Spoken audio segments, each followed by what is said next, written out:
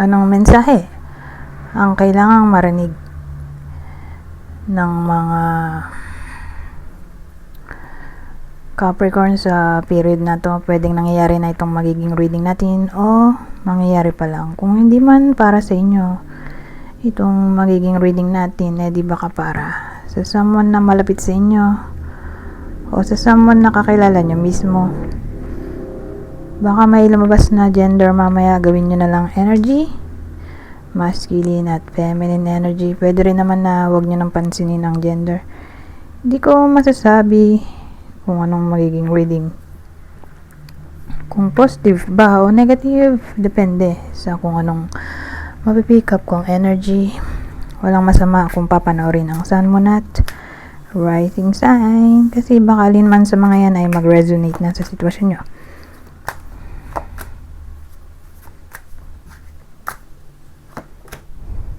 Nick. So may mag-partner tayo, Queen of Swords, King of Swords, the Moon ang gitna. Kasi pag ganyan, ang dating sa akin, may mag-ex. Okay. So kung dito literal na mag-ex,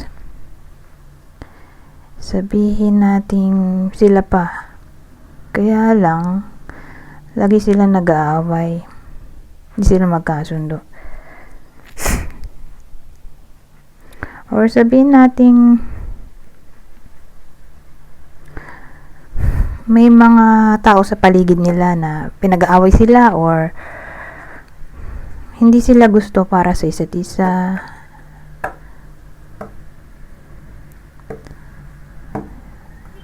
More like bad influence. So case to case basis. But anyways, yun yung description ha. Para malaman nyo kung para sa inyo ba yung reading o hindi. Whether nangyayari na to o mangyayari pa lang. Pero ano kaya tong The Moon?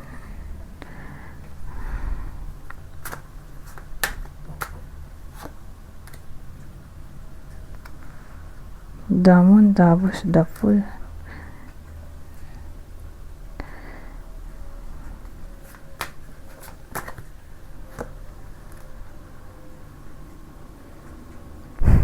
Hindi ka magets eh. Bakit nandun yung The Moon? Kung okay naman to. Okay din to.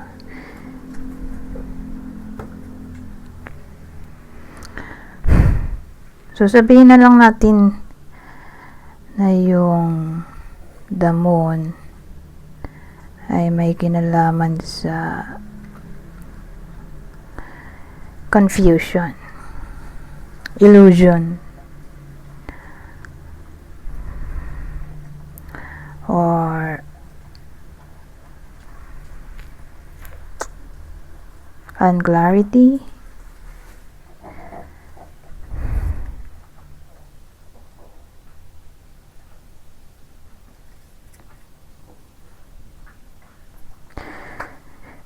Kasi may the Fool tayo in the beginning. Ito, 9 of Cups. Wish, diba? Wish. So, ibig sabihin, may isa sa kanila kasi na papagitnaan sila nung The Moon eh. O whether isa lang sa kanila o dalawa sila. Na para bang gusto pa nilang maayos tong connection. Pero, for some reason nga andito yung The Moon. So, ibig sabihin, although, yun ang gustong mangyari, kaya lang kulang sa action. Kasi yung The Fool magmumukhang new beginning, strength, ay syempre literal na strength. In a way na maging strong yung relasyon nila. At yun yung wish dito. Kaya lang nga, The Moon eh. So pag kulang sa push o pursue. More like puro isip, walang gawa.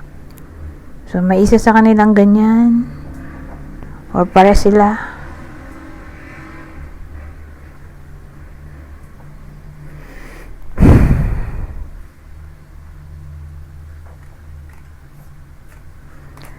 Ngayon, tingnan natin anong future outcome ng ganyang klaseng sitwasyon.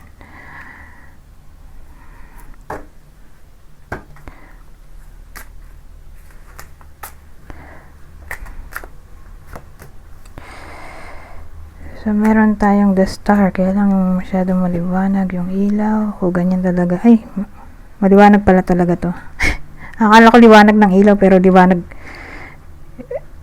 Nandyan talaga yung puti sa card. Ayusin ko sana yung ilaw. 7 of Swords eh. Tingnan natin yung susunod. Magician.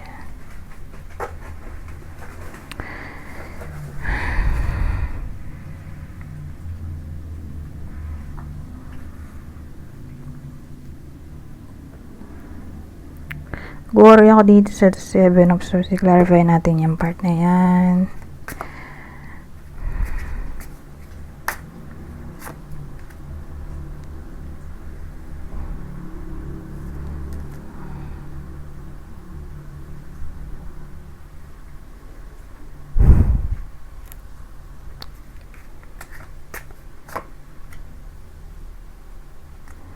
So, iniisip ko ano ba yung 7 of Swords? Positive ba siya o negative? Sabagay, nandito naman yung the star at magician. Tingin ko positive naman. Kasi maganda naman yung 8 of Wands at 3 of Wands. Hindi siya yung deception card, betrayal. So, more like discernment.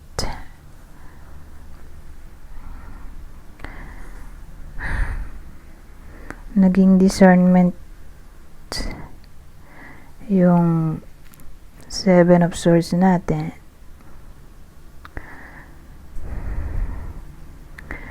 Or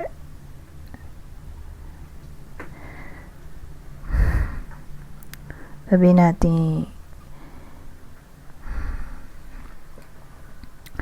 logical. Kasi 7 of Swords ay pwede rin may kinalaman sa pagiging clever. Hindi mo maisahan. Kasi tuso. So, overall,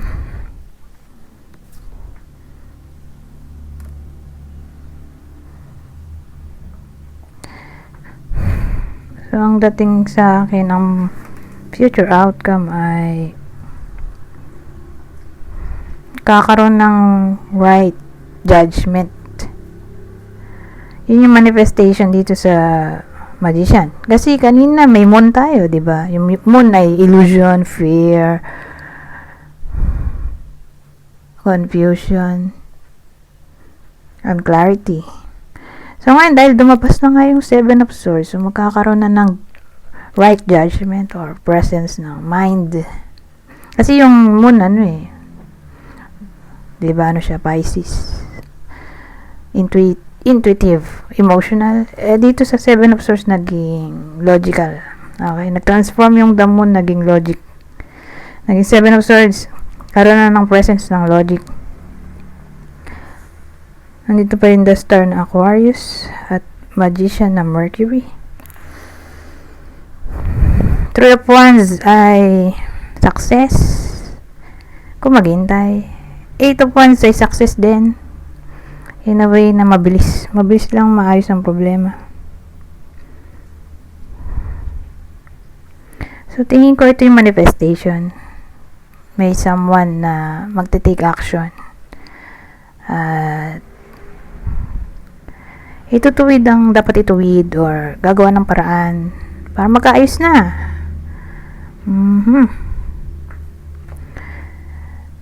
Ganyan ang dating sa akin. So, maganda naman yung naging outcome.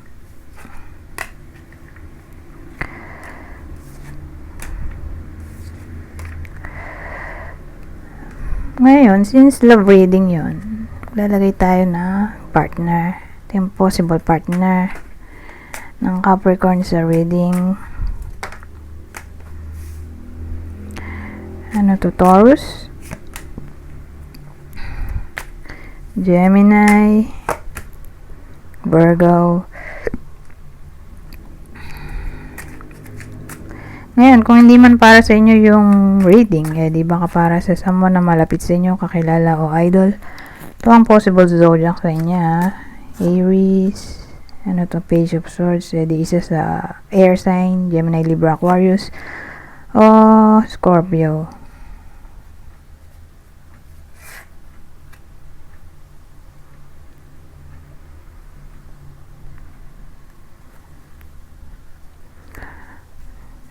Teka, ayusin ko lang.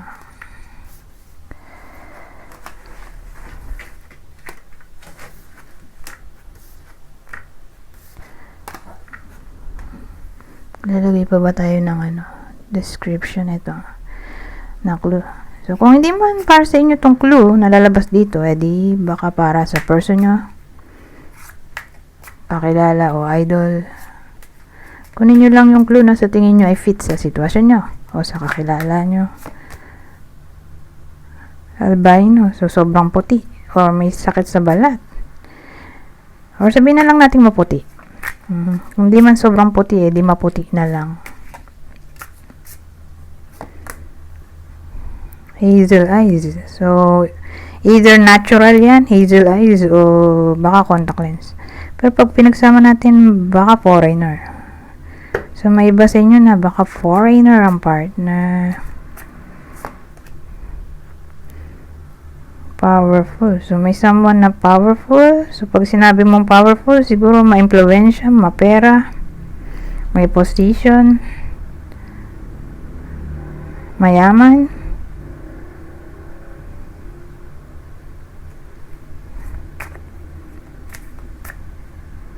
Or kung di man ganun, ay confident, assertive. Australian di foreigner nga. Pag pinagsama mo to, diba? O kung di man foreigner, di may someone na nasa Australia. Or Australian talaga.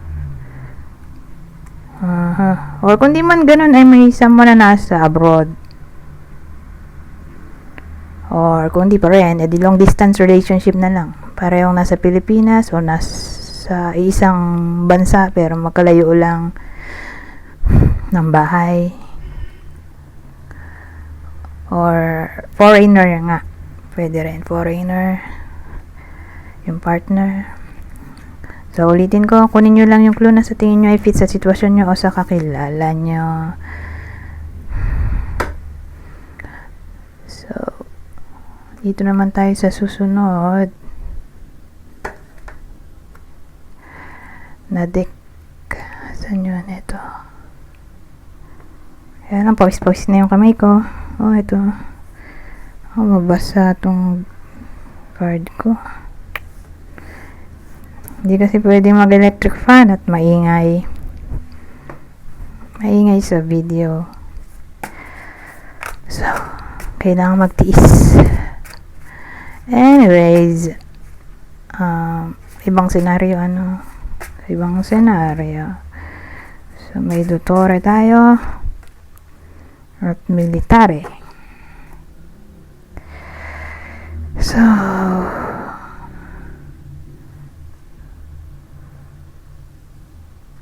ano to? Well, ang dating sa akin, may iba sa inyo. Whether kayo mismo to, or ito yung other person. Kasi pag ganito yung senaryo, malaki ang chance ng conflict.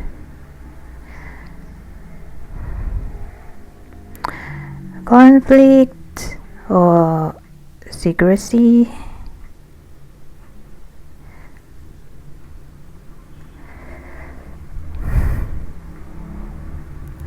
Pero sino yung makakaaway? Professional eh. Pag nakita ko yung dottore, professional na tao. So, ibig sabihin, nakatapos ng college o may lisensya. Whether kayo to na professional or kakilala niyong professional. Ngayon nga, for some reason, masasabak sa gulo. Kasi may military tayo, soldier to. So, di ba soldier, pinapadala sa lugar kung saan may gulo. Sila yung tagapagpatupad ng peace and order. So, ayan. Yan dating sa akin.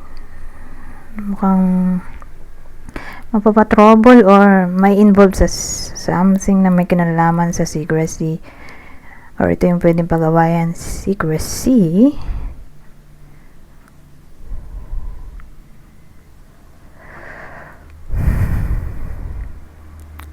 Or kung di man ganon, professional, di work na pare-pare sila ng uniform. Diba? Meron kasing trabaho na bahala ka kung anong gusto mong isuot. Walang uniform. Ito yung trabaho na may uniform. Pare-pare sila ng ganun damit. So, example, nurse. Diba? Pare-pare sang damit. Saka medtech.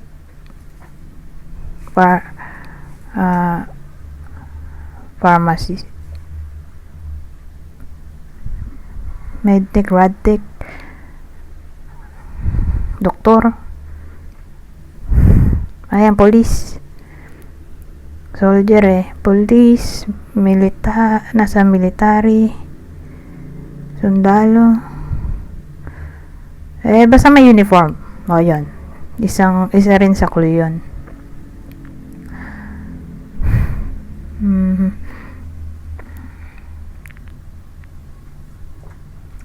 Anyways, ibayin na natin.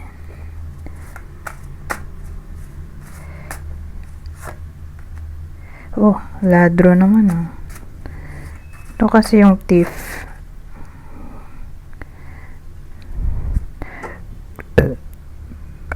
Excuse me.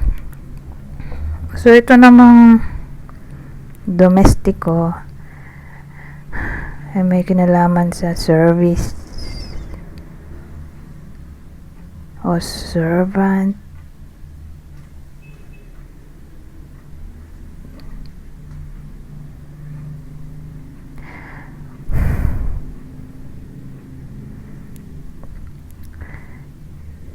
So, thief plus servant. Ito kasi lalaki. Lalaki yung tinutukoy ko dito. Okay. Lalaking may trabaho. Whether siya mismo to gagawa ng kalokohan or siya yung gagawan ng kalokohan. Kasi nga may thief tayo. So, pag thief, dishonest person o literal na magnanakaw.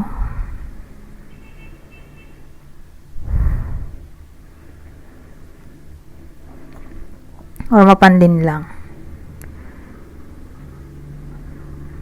So, may lalaki dito na, yun nga, either siya yung gagawa ng kalokohan or siya yung gagawan ng kalokohan. Oh my God. So, beware.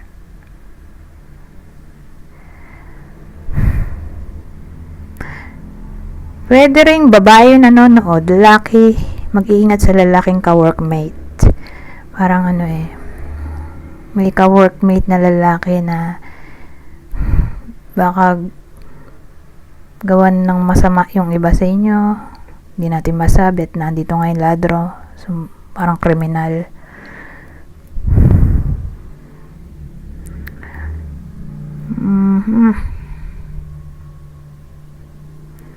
O colleague. Kabaro. Sabagay, ka-workmate na nga yun.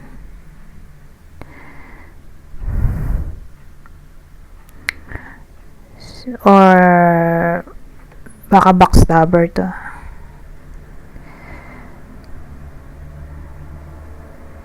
Or chismosa, inggitero. Inggitero or inggitera. Probably lalaki di inggitero.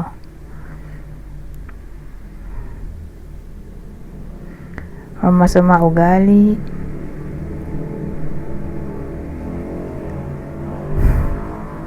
Chismoso. So, ganyan ang dating dito. So, beware sa lalaki. Naka-workmate. Kung babae yung nanonood. Babaeng Capricorn. So, 20 minutes na to. Last na to. Last spread. Bago tayo pumunta sa last deck. Ay, Diyos ko po, yung esperanza natin, oh.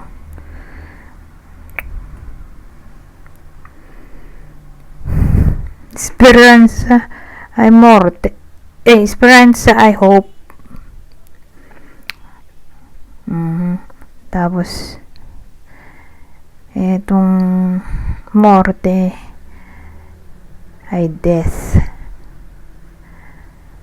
So, hope ay namatay, 'di ba? Kaloka. Pero tignan ko kung anong mabubuo ko dito. Sabagay, death diyan, 'di ba? Sa taro nga death card ay hindi naman literally ending, pwede rin namang transformation. Kasi case to case basis Sabihin natin nadismaya na yung iba sa inyo. Nangyayari na to, nadismaya sila, na-disappoint, kinakalbari yung buhay nila, na feeling nila hopeless. Yung sitwasyon.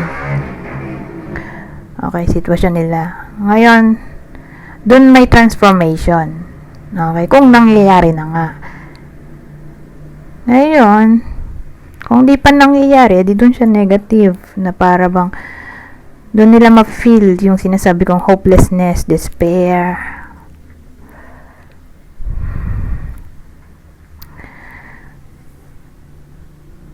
So again, positive siya kung nangyayari na. Pero kung di pa nangyayari, dun siya negative. Okay?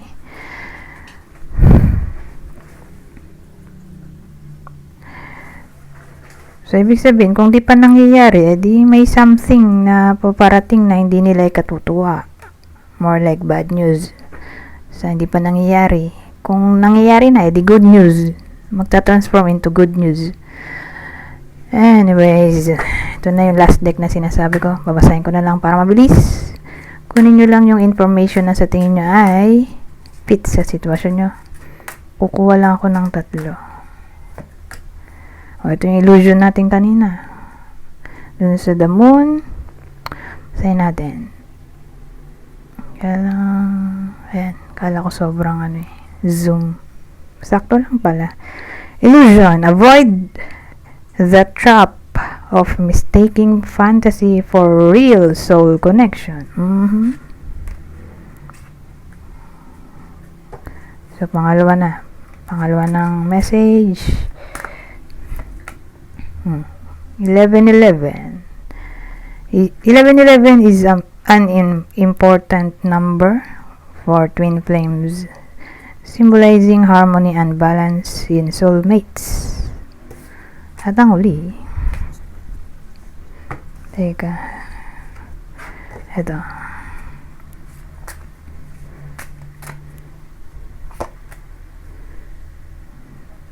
eto, cherish, protect your relationships well. Anyways, hanggang dito na lang. Goodbye for now.